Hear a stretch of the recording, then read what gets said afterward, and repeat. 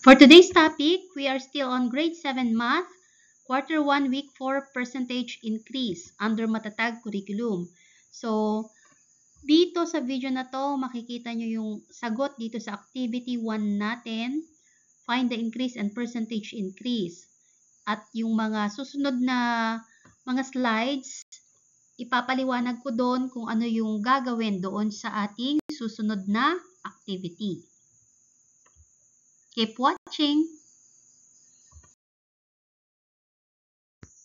Welcome back, dear learners! So, kung ikaw ay nakapanood ng ating video on percentage increase, ito na yung mga sagot sa ating activity 1. Sana may nakuha ka!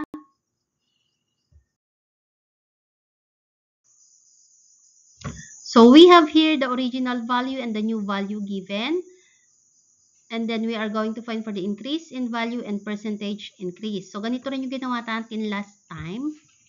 So, reviewin lang natin. Increase in value, that is IB equals NV minus OV. Then, 100 minus 80 is equal to 20. Yun ang ilalagay natin dito sa column na to. Ngayon, hanapin naman natin ang percentage increase. Using PI equals NV minus OB over OV times 100%. Remember, ang NV minus OV ay IV rin. So, ito ay 20 over 80 times 100%. So, in this part, pwede na kaagad natin itong isimplify. Kasi 20 over 80, both can be divided exactly by 20. So, 20 divided by 20, that is, syempre, 1. 80 divided by 20, that is 4. So, multiplying 1 times 100, that is 100 divided by 4. The answer is 25. So, yun ang ilalagay natin dito sa column ng PI.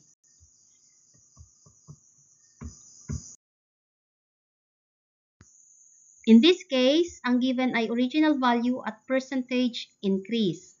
So, hanapin natin ang NV at IV.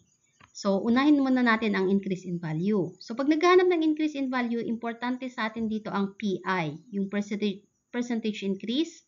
Ilipat natin siya sa decimal value niya muna. So, it will be 55% equals 55 over 100. So, take note, pag nagdi-divide by 100, nag-move lang tayo ng decimal point from right to left. So, it will be 0.55.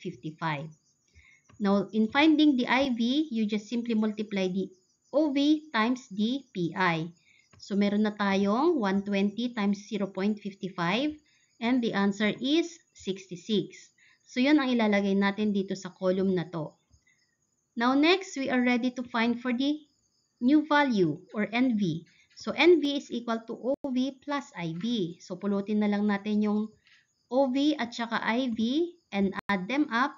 So, ang NV natin ngayon ay 186. So, let us put that there. 186. So, for this last example, we have here the new value as 196.35 and the increase in value as 26.35. So, let us find first for the original value. OV now is equal to NV minus IB. So, that is 196.35 minus 26.35. So, we have here the OB as 170. So, lagay natin dito. Now, let us find for the percentage increase, wherein your PI is equal to NV minus OB or the IV over OV times 100%. So, ito na yung 26.35 over 170 times 100%. Now, this time, hindi ko ika-cancel itong 0 dito at dito. But instead, let us just multiply 100 by 26.35. So that this decimal point value will go to the right. Yan, magiging 2,635 na siya. Then, makakancel na itong 100 natin dito. Yan. So that, in this case, pwede na natin siyang i-divide. 2,635. I-divide na natin yan ng 170. So, 263 divided by 170, syempre may isa tayo. That is 170. Now, subtracting, we have 3 here. This is 16. So this will be 9. 935 divided by 170, that is 5. 5 times 170, that is 850. Now subtracting again, we have here 5, then this is 13. So this will become 8. Then remember, may natira pang 85. So let us add here 0. Dagdag tayo ng 0 dyan. Dagdag rin tayo dito ng decimal point natin. So 850 divided by 170 is 5. Meaning, our PI here is 15.5%. So that's what we are going to put here. PI is 15.5%. So I just hope you learned something. This is now your activity for this day. So you may now answer this one and abang na lang sa sagot nito dun sa next na video ko. Okay, so see you and thank you for watching.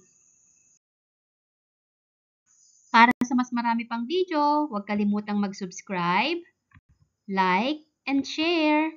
Happy learning!